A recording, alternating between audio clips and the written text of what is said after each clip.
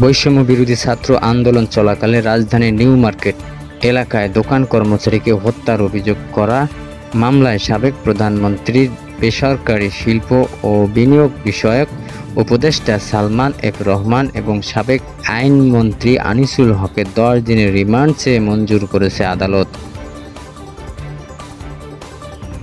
বুধবার 14 আগস্ট সন্ধ্যায় Dhaka metropolitan magistrate Mamunur রশিদের আদালতে তাদের উপস্থিত রিমান্ড মঞ্জুর হয়।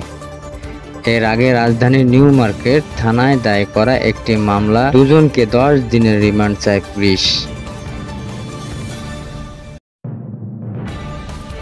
এই দিন আদালত প্রাঙ্গণে সালমান এফ রহমান ও আনিসুল হককে বহন করা প্রিজন ভ্যান পৌঁছলে সেখানে আইনজীবীরা ব্যাপক বিক্ষোভ শুরু করে।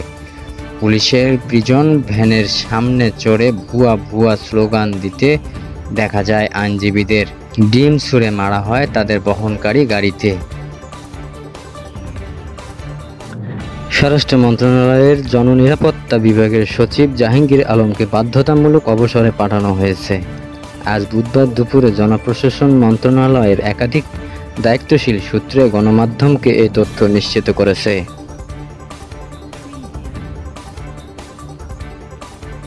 চলতি বছরের 7 জানুয়ারি অনুষ্ঠিত দ্বাদশ সংসদ নির্বাচনের সময় তিনি নির্বাচন কমিশনের সচিবের দায়িত্ব পালন করেছিলেন।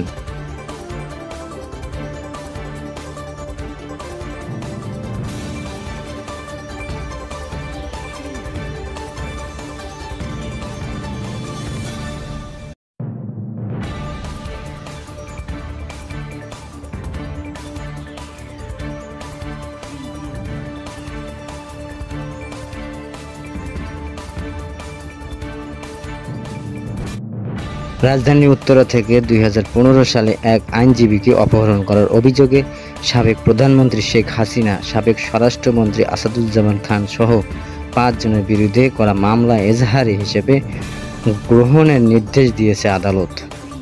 ঢাকা মেট্রোপলিটন ম্যাজিস্ট্রেটের ফারজানা শাকিলা সুমু চৌধুরী এই আদেশ দেন। এই দিন দুপুরে আদালতের মামলা আবেদন করেছে সুপ্রিম কোর্টের ভুক্তভোগী আইনজীবী সোহেল রানা। বাদীপক্ষের আইনজীবী মোহাম্মদ সোহেল রানা বিষয়টি নিশ্চিত করেছে। মামলায় সাবেক স্বরাষ্ট্রমন্ত্রী আসাদুজ্জামান খান, সাবেক আইনমন্ত্রী আনিসুল হক, সাবেক আইজিপি শহীদুল হক, সাবেক র্যাব ডিজি বেনজির আহমেদ এবং র্যাবের অজ্ঞাত 25 সদস্যকে আসামি করা হয়েছে।